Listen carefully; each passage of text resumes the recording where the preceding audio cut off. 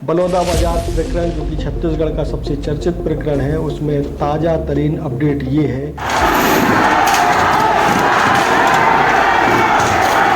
कि पुलिस ने एक ऐसे शख्स को गिरफ्तार करने में आज सफलता हासिल की है जिसने कलेक्ट्रेट परिसर में लगे ध्वज खंभ पर सफ़ेद झंडा फहरा दिया था।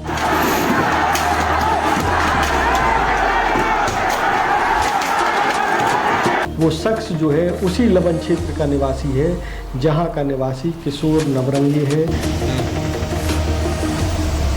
स्पर्श मल्टी स्पेशलिटी हॉस्पिटल अब गैस्ट्रोएंटेरोलॉजी की सुविधा के साथ आपकी सेवा में, साथ ही दे रहा है एम्बुलेंस के लिए टोल फ्री नंबर की सुविधा 180030911616।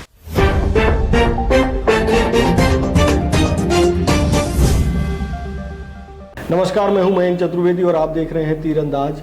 बलौदा बाजार प्रकरण जो कि छत्तीसगढ़ का सबसे चर्चित प्रकरण है, उसमें ताज़ा तरीन अपडेट ये है कि पुलिस ने एक ऐसे शख्स को गिरफ्तार करने में आज सफलता हासिल की है जिसने कलेक्ट्रेट परिसर में लगे ध्वज खंभ पर सफ़ेद झंडा फहरा दिया था।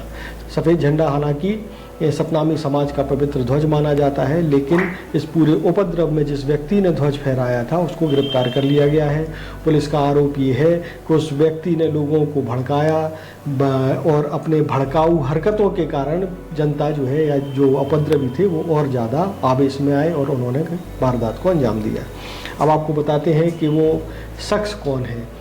वो शख्स जो है उसी लवन क्षेत्र का निवासी है जहां का निवासी किशोर नवरंगी है, जो कि भीम क्रांतिवीर संगठन का संस्थापक है।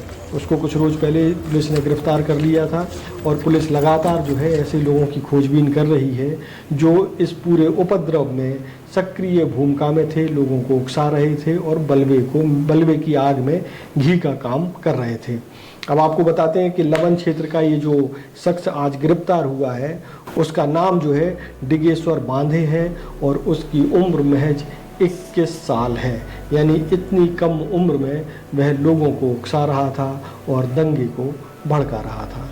आपको बता दें कि इस पूरे मामले में पुलिस की कार्रवाई लगातार जारी है। एक नई अपडेट जो पुलिस ने दी है वो ये है कि अगर आप इस दंगे को भड़काने के मामले में या इस उपद्रव में किसी भी तरीके से भड़काऊ मामले में शामिल हैं तो आपको बहुत ही ज़्यादा पुलिस की गिरफ्तारी का खतरा है, क्योंकि पुलिस ने एक ऐसा कंट्रोल रूम बलौदा बाजार में बनाया है जो 24 घंटे निगरानी कर रहा है।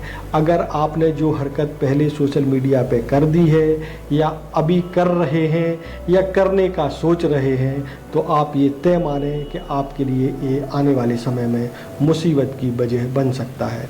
24 घंटे ये जो कंट्रोल रूम काम कर रहा है वो फेसबुक, इंस्टाग्राम, व्हाट्सएप और एक्स यानी कि जिसको ट्विटर भी पहले कहते थे उस पर ज़बरदस्त तरीके से निगरानी रख रहा है।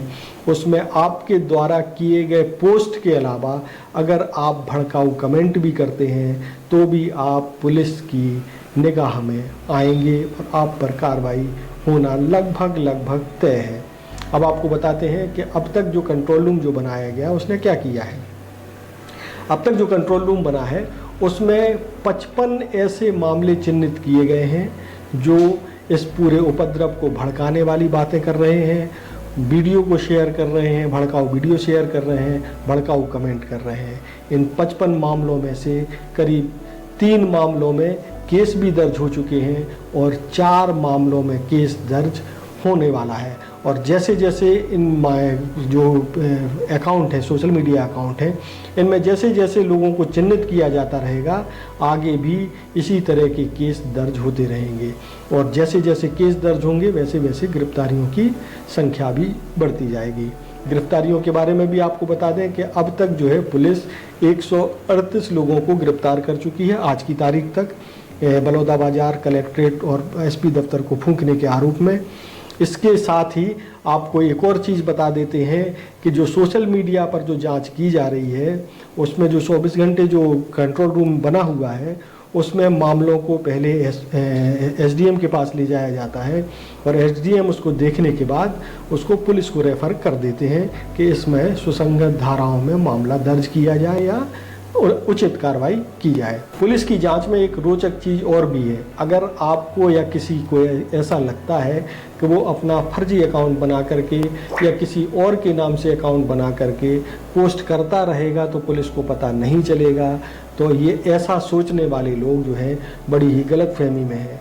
पुलिस ने ऐसे संदिग्ध जो खाते हैं उनकी जो पहचान जो की है, जो जैसे कि मैं आप पहले बताया कि 55 खातों की पहचान की गई है, वो तमाम खाते उनमें ऐसे भी हैं जो किसी और के नाम से बने हैं या नाम से ना हो करके कोई रोचक नाम दे दिया है, कोई अलग तरह का नाम दे दिया है।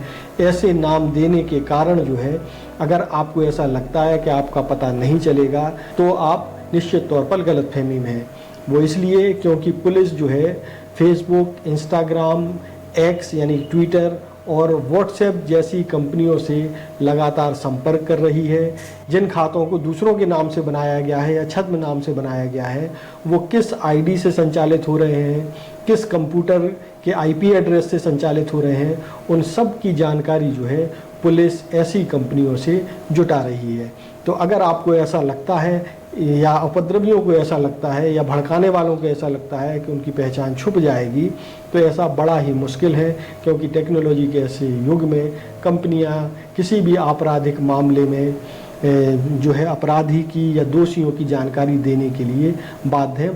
भारत सरकार ने ऐसा नियम पिछले कुछ समय पहले ही बना दिया था। जिन लोगों को बलौदाबाजार प्रकरण के बारे में नहीं मालूम है उनको हम छोटा सा ब्रीफ कर देते हैं कि बलौदाबाजार में आखिरकार 10 जून को हुआ क्या था।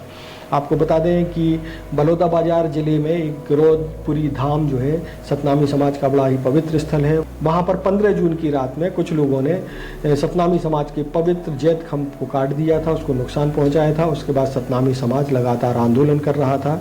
सतनामी समाज की मांग थी कि इस पूरे प्रकरण की CBI जाँच की जाए। हालांकि पुलिस ने जाँच की और 3 लोगों को गिरफ्तार भी किया था और ये बताया था कि एक पैसों के लेन देन के मामले में कुछ लोगों ने इस घटना को अंजाम दिया है।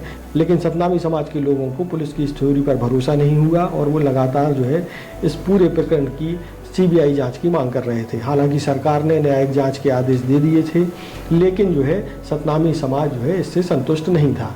सतनामी समाज ने 10 तारीख को यानी कि 10 जून को एक धरना प्रदर्शन का आयोजन किया, जो कि बलौदाबाजार के दशहरा मैदान में था। उस धरना प्रदर्शन के बाद सभी लोग जो है आक्रोशित भीड़ कलेक्ट्रेट की ओर बढ़ी।